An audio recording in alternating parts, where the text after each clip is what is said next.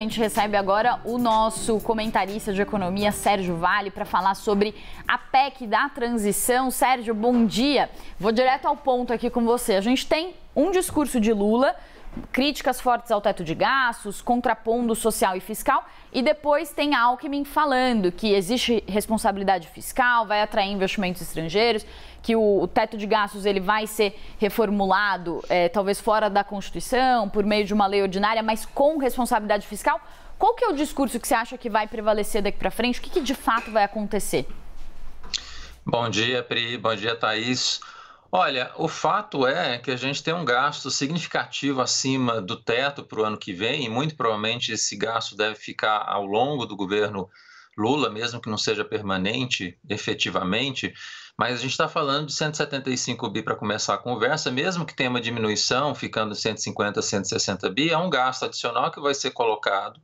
Vai sobrar 105 bilhões dentro do orçamento também a partir do ano que vem. E no final, mesmo diminuindo um pouquinho esses recursos no ano que vem, a gente está falando de um déficit que deve ficar na casa de 200 bilhões de reais ou até um pouco mais do que isso ano que vem. De um superávit esse ano que a gente está conseguindo entregar em quase 100 bilhões de reais.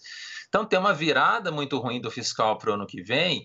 E olhando para frente, dado que a gente vai ter um cenário difícil de desaceleração mundial, de baixa arrecadação no ano que vem por conta disso, crescimento mais baixo aqui dentro, tem um cenário fiscal que vai demandar um esforço muito grande para recolocar regras fiscais que sejam críveis a partir do ano que vem. Propostas não faltam, mas o que falta nesse momento é, com mais segurança por parte do governo, essa sinalização de que, olha, a gente está fazendo esse gasto agora, mas a gente efetivamente está preocupado com a responsabilidade fiscal nos próximos anos. Não adianta só o Alckmin falar, precisa ter uma posição um pouco mais efetiva do Lula, do resto da equipe que está coordenando nesse momento a transição, para dar um pouco mais de segurança para o mercado que de fato tem essa responsabilidade fiscal, porque por enquanto não tem, né? O Alckmin está falando, mas não é suficiente. A gente vai precisar ter mais medidas concretas para de fato a gente sinalizar que essa responsabilidade fiscal é para valer.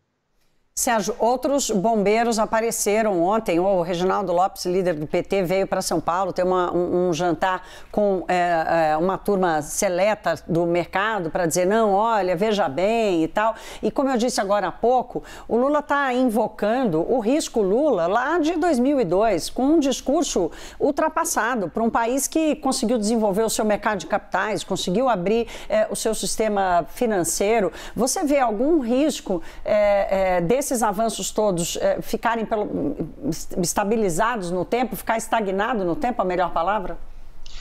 Pois é, Thaís, é muito pouco bombeiro para tanto incêndio que a gente está vendo aí nas últimas 2 semanas, né? E a grande discussão é que o Lula, em 2003, recebeu uma economia muito em ordem. A lei de responsabilidade fiscal tinha sido aprovada e foi mantida. O superávit primário do governo naquele momento era acima de 3% do PIB, a dívida era menor do que a gente tem hoje. Então, o cenário fiscal, a gente tinha uma certa segurança, as reformas que precisavam ser feitas, e no caso ali a gente fez uma reforma da Previdência, que foi muito menor até do que a reforma que a gente fez em 2019, estava, de certa forma, até mais fácil para o governo conseguir lidar com a questão fiscal naquele momento.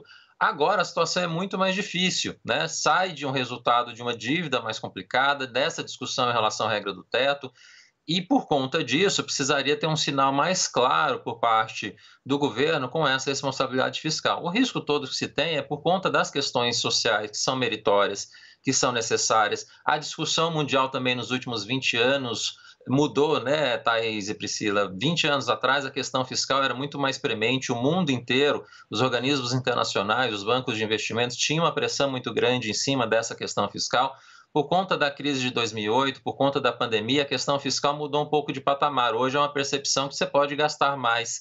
Mas, no nosso caso, dado que a gente tem uma dívida muito elevada, a taxa de juros também é muito elevada, a gente não tem essa licença para gastar. E, às vezes, passa essa ideia por parte do governo que, sim, a gente tem essa licença e a gente não tem. Então, essa discussão, esse dilema todo vai permanecer no ano que vem e sai um pouco dessa questão do macro apenas, né, Thaís? Como você lembrou, não é só por aí. A gente tem uma economia hoje que se modernizou em outras frentes.